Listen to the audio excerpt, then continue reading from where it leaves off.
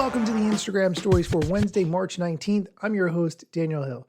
Today on the show, we're going to be hearing from the YouTube Creator Insider team with a bunch of updates of things they're working on, and additionally, some feedback they've received about mid-roll ads. I covered that on the show about 3 weeks ago, and it seems like the feedback that they got from creators was not good. Additionally, we have an update about TikTok in the United States from the rumor mill, which I will be sharing with you. All of that and more, but first, here's a quick word from our sponsors. Welcome back. Let's start with the TikTok news. As I have covered many times on this show, there is a significant chance that TikTok will go away in the United States. Back in January, when the app was temporarily removed from the Google Play and Apple App Stores, President Trump granted it a 75-day extension to find a buyer or another solution. According to reports from Bloomberg, it seems that Oracle is the most likely company to invest in TikTok. According to the article, which I will link in the show notes, Oracle is weighing a proposal for a sale of TikTok's US operations, that it would have it provide security assurances and take a small stake in the new American entity while potentially still leaving the app's algorithm in Chinese hands, according to people who are on the inside about this. Okay, let's back up and give a little bit of historical context. A couple of years ago, everyone was very concerned with US user security when it came to TikTok. The solution that was implemented was something called Project Texas. TikTok worked with Oracle to isolate the US users' data. The US users' data would be stored on Oracle's cloud environment within the United States as an additional safeguard. I'm saying this because there is already a relationship between Oracle and TikTok working together historically. As a reminder, the 75-day deadline that President Trump put into place will be expiring in about 3 weeks, so time is of the essence when it comes to this deal. In order for this deal to work, it will require approval from President Trump, from TikTok's parent company, ByteDance, as well as the Chinese government. So a lot of people have to agree in order for this to go through. Having said all of that, spokespeople for Oracle and the White House did not respond to Bloomberg's request for comment, so I am potentially putting this in the rumor mill category until I see something concrete regarding this deal. Okay, let's move on to the YouTube news. The YouTube Creator Insider team released their weekly video talking about some of the updates that they're making for the platform, and they are mostly centered around the mobile app. What's up, Insiders? I'm Lauren, a program manager working on our product team here at YouTube, as well as the producer of Creator Insider. We're experimenting with visual guides in the Shorts editor that show creators where the elements they've placed, like text or interactive stickers, are relative to what a viewer will see. The goal is to make the process for creators easier when editing a short. This helps creators avoid placing components in locations where they might be obstructed by elements like comments, the like button, and video descriptions. We'll plan to roll this out to all creators pending experiment results, but let us know what you think in the comments. Moving on, we've updated the video copyright details page in YouTube Studio. The refreshed design makes it easier to find key info about copyright claims and how they impact your channel and videos. We've also added a new checkmark called Feature Restrictions, starting with shopping tag restrictions. To see details of the copyright issues, navigate to the See Details section. Here, you can see the claimant details and learn more about the detected copyrighted content. Don't worry, the functionality and your options for managing claims are staying the same. We're slowly rolling this out to all creators and would love your feedback, so make sure to leave it below. Next, the team is testing the ability for users to hide end screens with the goal of reducing clutter and creating a cleaner player experience for the viewer. Users in the experiment can tap a hide button in the top right corner of the player when end screens appear. If a user taps the button, all end screen cards will be hidden for that video only, and a show button will appear. Tapping that show button will make the end screens reappear. We don't expect this to impact views, but we'll keep the audience posted if we expand this experiment to more users. Moving on. As AI creation becomes more ubiquitous, we want to be able to give creators more awareness and control over how AI is being used to depict their face on the platform. This week, some creators will see a message in Studio inviting them to help us build tools to detect and manage AI-generated content showing creators' faces. This involves submitting a short video selfie and giving consent for our systems to process it for testing. To be explicitly clear, the data consented to, aka selfies, will only be used for the development of protection tools. not for any other features on the platform. This invitation will be available to a small number of creators to begin, and if you're eligible, you'll see a notification with more information in YouTube Studio. We're in the early stages of this program, and we'll keep our audience posted as we have more to share. Next, last year, we talked about the experimental redesign of the Member Hub on the channel membership page, or tab, for channel members on mobile. The goal was to make it easier for new members to learn about the perks of being a channel member and manage their membership settings. We're continuing membership page improvements by updating the channel membership tab content feed on mobile to help drive new member activation and make it easier for new members to find content. Let us know what you think of the updated design. And that's it for this week. From the creators of YouTube to YouTube creators, we'll see you next week. All right, one thing I want to highlight in that segment is she mentioned AI tools to protect creators. I really like this. She mentioned that this would involve taking a selfie and uploading it, but then if someone created AI-based content with your image, they would potentially alert you to it. I think anything that keeps creators safe on the platform is a great idea, so I like where that's going. We are going to take a quick break. When we come back, the YouTube Creator Insider team is going to talk about mid-roll ads, some of the changes, some of the feedback that they got, and everything you need to know. Stay tuned. Welcome back. Let's continue with the YouTube topic. About 3 weeks ago, I covered on the show that YouTube was changing how they would allow insertion of mid-roll ads automatically to happen. Historically, on YouTube videos, you had the opportunity to manually determine where the mid-roll ads should go, or to let YouTube determine where the mid-roll ads should go. About 3 weeks ago, they announced some changes to this, and creators got extremely upset. The YouTube Creator Insider team did a long video explaining what the changes are, how they impact creators, and more.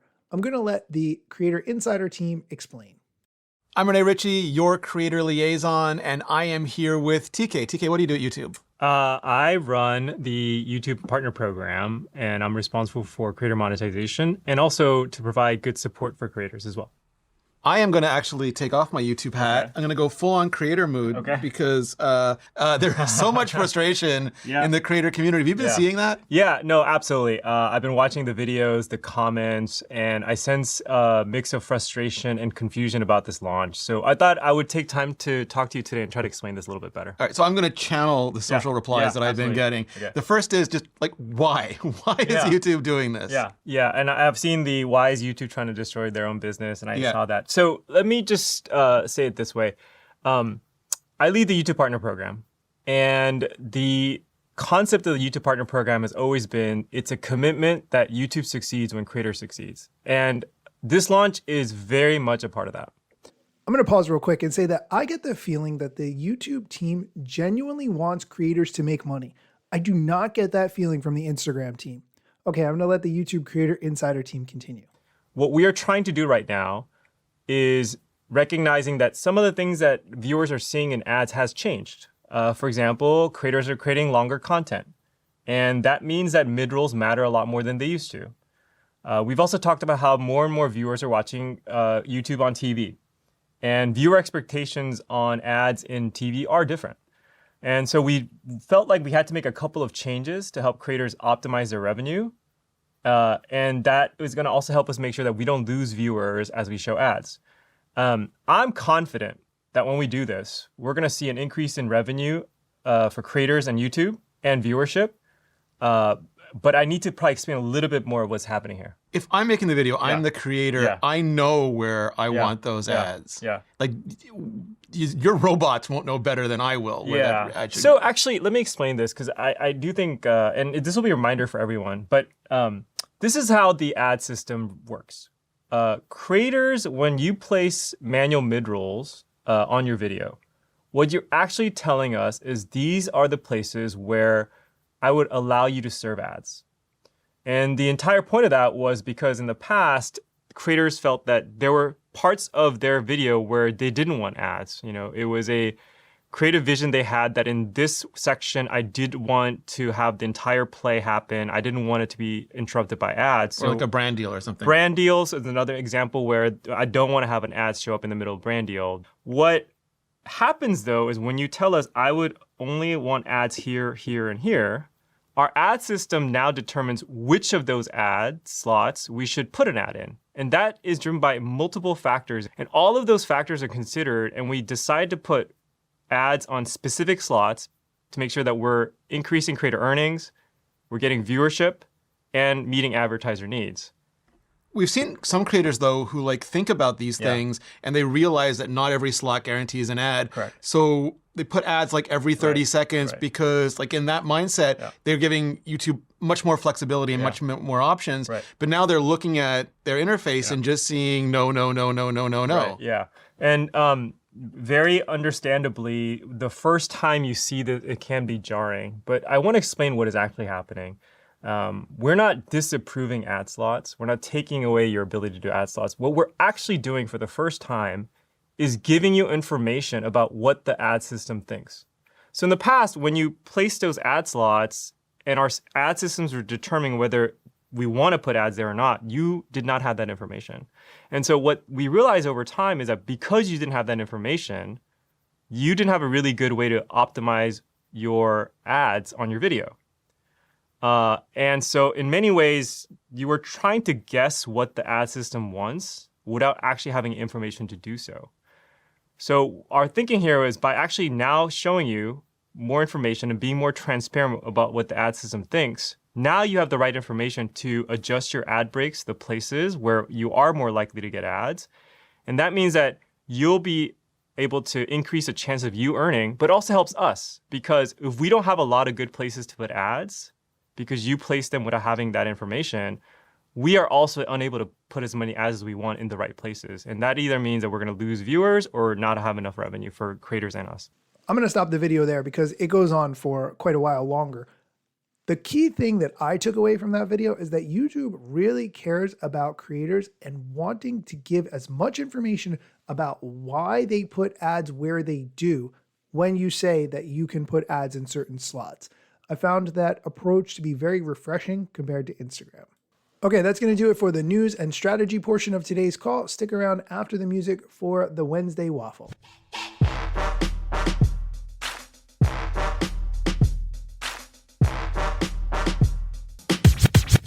I'm not yet a member of the Instagram team, but my podcast covers many Instagram themes. But the name, image, logos are trademarks at Instagram and the LCC in the USA and every territory. Everything I publish independently until Zuck returns my DMs and starts to pay my salary. Not sponsored or endorsed, no lies, no fallacies. I use their logo with permission, not malicious or callously. No trademark violation, filling all criteria. Follow me on Instagram or Twitter at Daniel Hill Media. Thanks for hanging around for the Wednesday Waffle. Today I wanted to talk about podcasts. I have this podcast that you're listening to. I also have the interview show that goes much longer, where I sit down with social media content creators and marketers who are experts in their field, and I get them to spill their secrets. I also listen to other types of podcasts, some that I find informative, some that I find entertaining or funny, just a variety of different shows, some that are healthcare related that have to do with medical billing. I'm very into medical billing, and other topics that I care about. The tool that I use to listen to podcasts is called Pocket Casts. And I use this app because it allows you to speed up the podcast that you listen to, as well as trim the silence. You might think that some people pause too long when they are talking in podcasts, and Pocket Casts cuts them right out. The reason I'm talking about this is because Pocket Casts recently released an update that you used to have to pay for, but now is free. If you're ever using your computer and you come across an interesting podcast episode that you want to listen to, maybe you see a post on Threads or Instagram about it, sometimes you don't want to reach over and grab your phone. Well, good news, Pocket Casts has made their web tool free, so you can add it to your queue on your desktop or laptop, and then it will be in your queue on your phone when you go to listen to your podcasts next time you determine to do that. I think Pocket Casts is an excellent tool. It's such good value for the money in the free version, and I highly recommend it. Okay, that's it for today's Wednesday Waffle. Thank you for listening, and be sure to come back next Wednesday when I talk about another topic that I just want to talk about. Security program on spreadsheets, new regulations piling up, and audit dread? It's time for Vanta, Vanta automates security and compliance, brings evidence into one place, and cuts audit prep by 82%. Less manual work, clearer visibility, faster deals, zero chaos. Call it compliance or call it compliance. Get it? Join the 15,000 companies using Vanta to prove trust. Go to vanta.com/calm.